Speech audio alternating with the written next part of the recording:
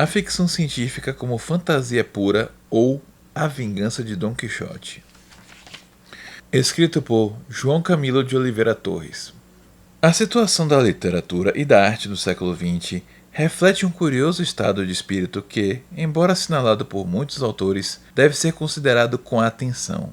Trata-se da perplexidade em que todos nos achamos diante do êxito fulgurante das artes nascidas da máquina, ou a elas relacionadas, produzindo formas de beleza extraordinária e seguras de si, realizadas, agradando a todos, e, por outro lado, a incerteza, a indecisão, a frustração das artes tradicionais.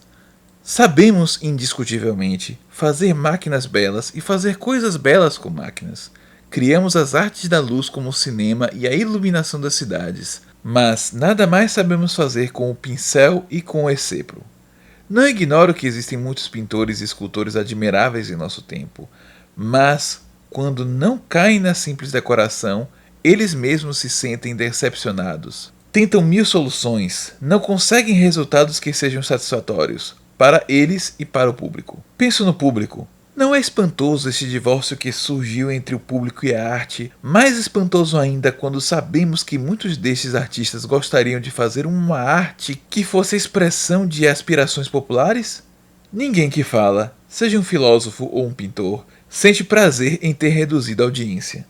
Se falamos só para iniciados, sentimos de antemão a consciência prévia de uma relativa inutilidade do que fizemos. Fiquemos no exemplo da pintura. Desde o Renascimento, para não dizer desde as cavernas de Altamira, o homem tem procurado reproduzir com exatidão a realidade. Hoje, graças à fotografia, à microfotografia, à fotografia em 4 dimensões do cinema, podemos reproduzir a realidade em condições que jamais o pincel o faria. Basta recordar certas soluções muito comuns no cinema que fazem com que o tempo se contraia ou se dilate, de modo que uma cena rápida, uma explosão, seja projetada lentamente, ou uma cena longa, uma flor que se abre, se passe rapidamente. Ora, diante disso, que fará um pintor? Se perguntarmos a eles, encontraremos respostas as mais variadas e contraditórias. Eles não saberão responder. Eis tudo. Naturalmente, temos a resposta de Salvador Dalí, que foge para além da realidade, para o mundo dos sonhos, das visões, das fantasias subconscientes.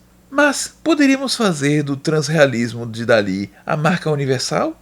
Será que aquela pintura, que eu pessoalmente aprecio muitíssimo, resolve os problemas dos pintores e do público?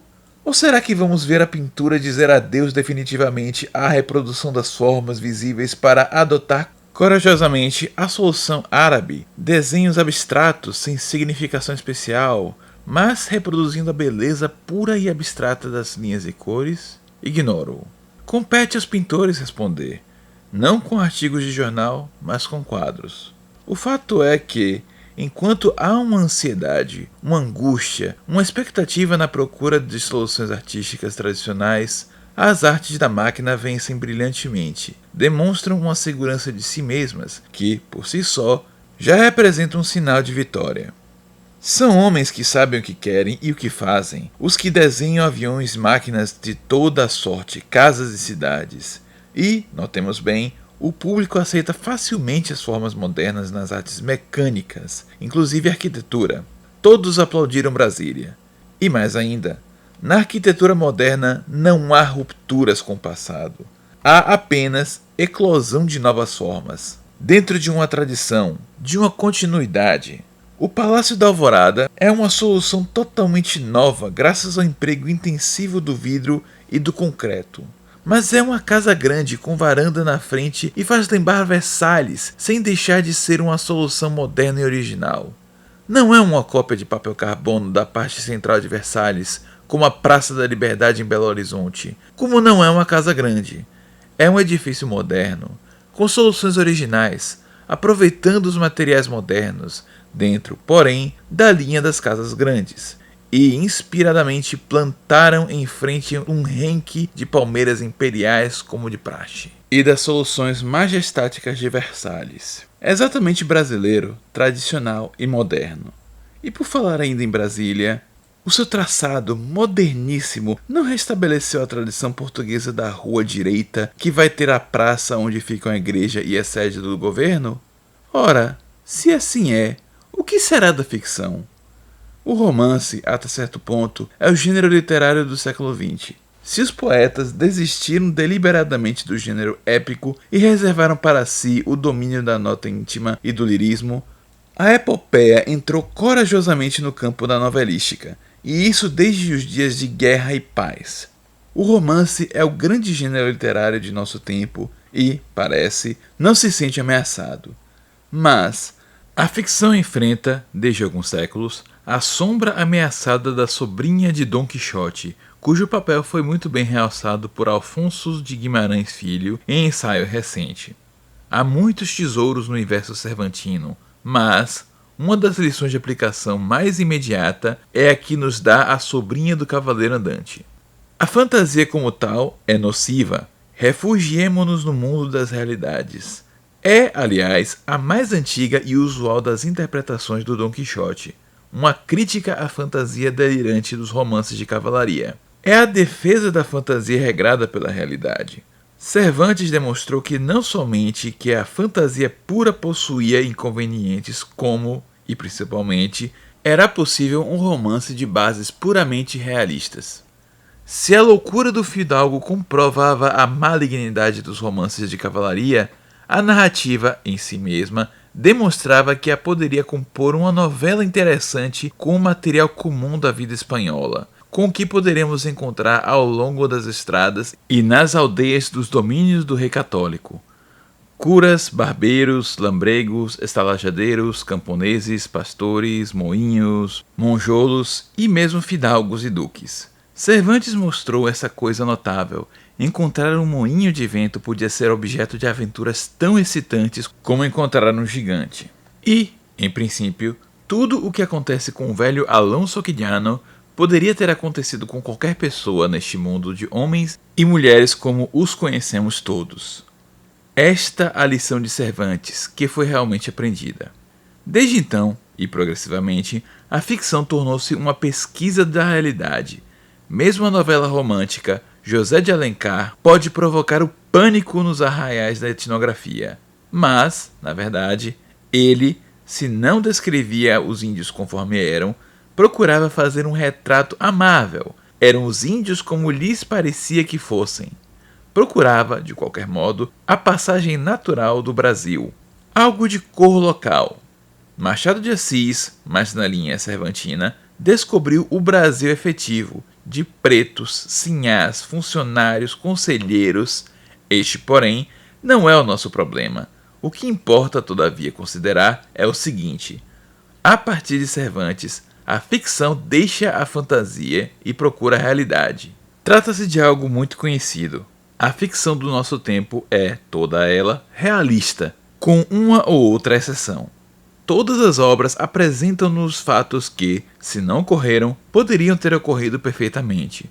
Ou mesmo, sabemos que muita coisa de parecido realmente aconteceu, tanto que muitos escritores já sofreram processos de difamação, calúnia ou injúria. Isso sem falar na cômica administração de um fazendeiro do interior de Minas ao ver a sua infância retratada em Menino de Engenho, de José Lins do Rego. Mas não será em si mesma contraditória a expressão ficção realista? Uma fantasia controlada pela realidade, aprisionada na realidade, não seria uma fantasia natimorta?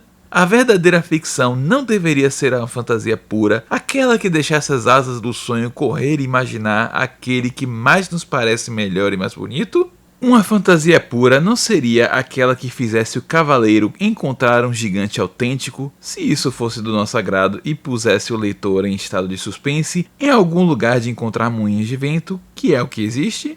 Se o romance deve refletir a vida em seus clementos efetivos, não seria mais cômodo reduzir a literatura em jornalismo, a história, a sociologia?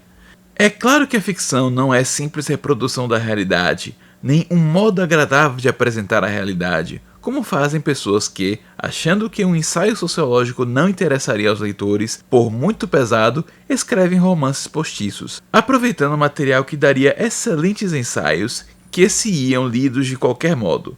A ficção realista possui a sua razão de ser como a expressão de uma visão artística do mundo, principalmente porque não se esgota na simples reprodução da realidade, mas em sua transliteração. Mas, mesmo atendendo às altas repercussões da ficção em nosso tempo, não podemos deixar de considerar a presença dessa contradição, aliás muito fecunda, que existe no condicionamento da fantasia pela realidade. E, apesar deste condicionamento da fantasia pela realidade ter produzido obras magníficas, toda a novelística de Cervantes ao nosso tempo, o que confirma o valor criador da disciplina e da acesse, uma questão permanece de pé, o da possibilidade de uma fantasia pura, de uma fantasia entregue a si mesma, sujeita às próprias leis, como nos romances de cavalaria. Ora, esta questão foi respondida afirmativamente pela science fiction. A ficção científica está às portas de passar a ser o grande gênero literário do século XX. Tem lutado com certas dificuldades de ordem material que lhe impedem a plenitude de expressão. A primeira dela é a de ser considerado gênero menor.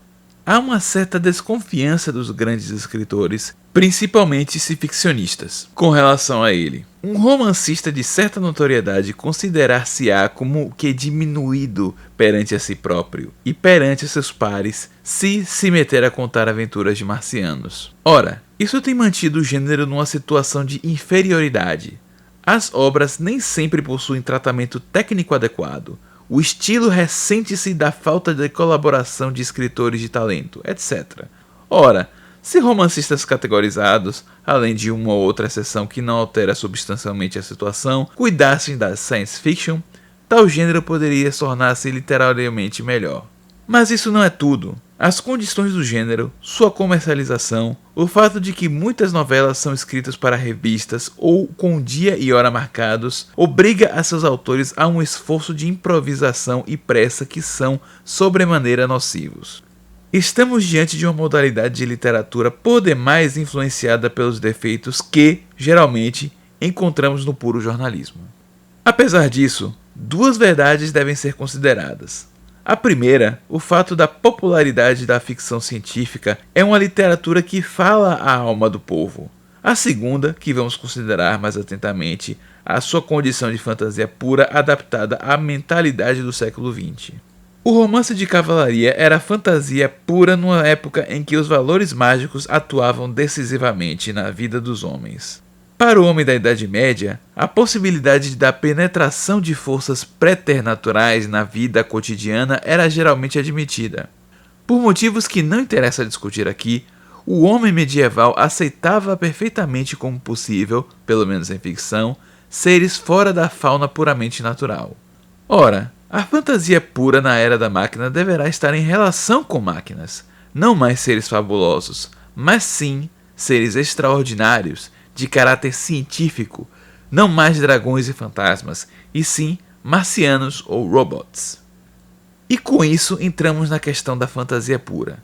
Toda obra de ficção que reconhece à imaginação o direito de dispor livremente de si mesma, sem a rígida subordinação à realidade, permitindo que as situações se desenvolvam segundo seu próprio ritmo, pouco importando a possibilidade, a plausibilidade da solução adotada, será fantasia pura. Ninguém discutirá se se trata de um fato provável, de uma saída viável, importa que satisfaça a fantasia. Por certo que não é impossível a existência de seres inteligentes em outros planetas, mas, no estado atual dos conhecimentos, não podemos provar coisa alguma a respeito. A partir do dia em que os homens forem a Marte e ficarem conhecendo marcianos verdadeiros e entrarem em contato com eles, as viagens a Marte não serão mais ficção científica, e sim aventuras ou realismo. As viagens interplanetárias somente poderão cair no domínio da science fiction enquanto não forem possíveis como ato de rotina, enquanto pudermos imaginar qualquer coisa a respeito. A partir do dia seguinte em que tivermos autênticos marcianos pela frente, nós não poderemos imaginar formas extravagantes ou normais para os habitantes do planeta rubro. Somente podemos descrevê-los etnograficamente. Ora, a ficção científica não se limita a viagens interplanetárias. Há as viagens no tempo. As antecipações serão por muito tempo o último refúgio no gênero. pois aí a fantasia pode trabalhar livremente, uma vez que não se poderão jamais controlar pela experiência os fatos vindouros. O futuro será sempre o desconhecido puro, o que não poderemos atingir senão pela imaginação. Mas, seja o futuro, seja outro planeta, seja, pois, uma situação fora do tempo ou do espaço, a science fiction joga livremente com os recursos da imaginação.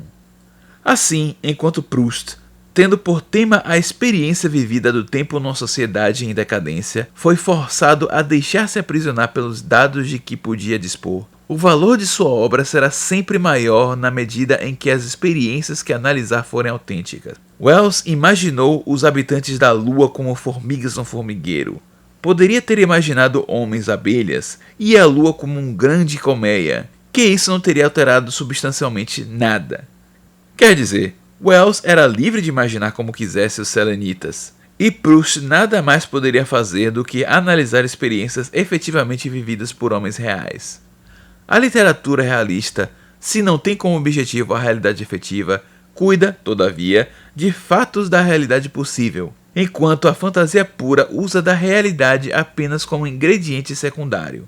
Um romance passado em Júpiter poderá supor uma realidade inteiramente fluida, com seres mutuamente permeáveis, como constituídos de fumo, por exemplo. E ninguém poderá contestar ao autor o direito de assim pensar. Ora, evidentemente, tal não é o caso da ficção clássica. Não será, portanto, imprudente supor que a grande solução para a literatura na segunda metade do século XX está na ficção científica tratada por escritores de talento superior e perfeito domínio das técnicas literárias. Escrito por João Camilo de Oliveira Torres, 1961.